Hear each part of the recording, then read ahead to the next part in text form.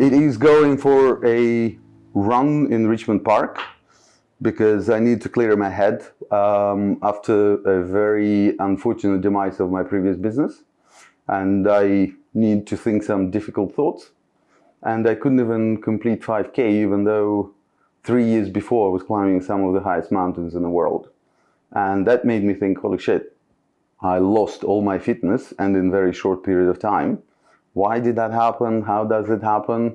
And then I started talking to people about it, and I realized that it's universal, that everyone wants to be more physically active, but nobody is satisfied with the current level of physical activity.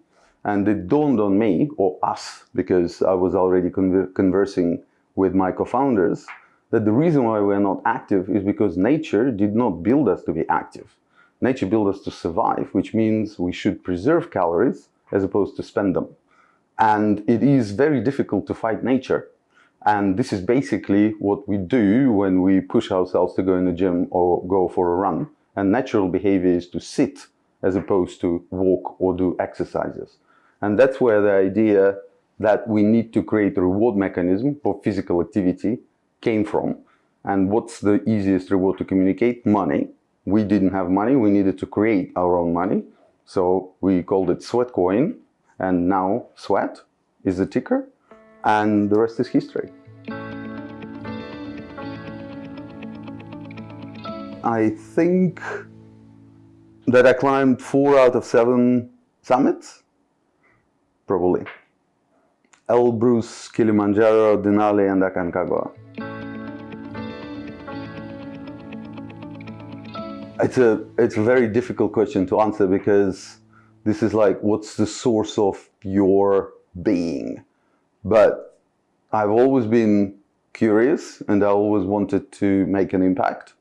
And I think that Web3 right now is the place where the biggest change is happening, because we are on the brink of the biggest narrative shift that, you know, in 10 years' time, we're going to be looking back and thinking, that's when the infrastructure bubble burst and consumer crypto era began. And I really want to bring that consumer crypto into existence and be one of the biggest players in it. Because we're not about money only. We're actually about making the world more active and healthier and wealthier. So societal impact is great. And financial impact is humongous, because humanity has built over the last 20 years attention economy worth $7 trillion.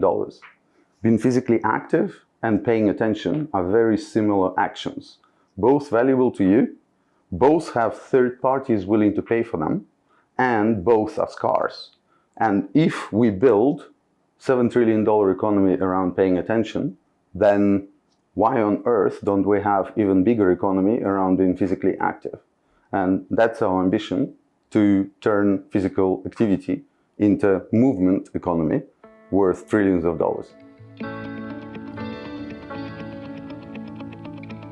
I think what excites me the most is blockchain brought in ability to create new asset classes. So for example, Sweat is a tokenized physical activity. Think of it as commodity. Electricity, gas, oil, these are calories. Physical activity is calories burned. The world right now has way too many calories consumed and way too few calories burned. I feel that we've created a new class, commodity, of physical activity that I believe in the future is not going to be traded only on crypto exchanges, but it will be traded on commodity exchanges next to oil, gas, electricity, and other commodities. The most annoying question that I get asked frequently is, aren't you like Stepan? That is the most annoying one, because, yeah, no, fair enough, we are. And a lot of people probably heard of us after they learned about Stepan. And the reality is that, you know, we came up with the concept of Move to Earn because we launched in 2014. We came into Web3 a little bit later than them, but we now have 16 million token holders and 3 million active users, and Stepan no longer exists because they really didn't figure out their business model. They didn't understand what tokenomics are, how to generate revenue, and how to manage demand of their token. So that's why we're here and leading the segment, and these guys are trying to pivot.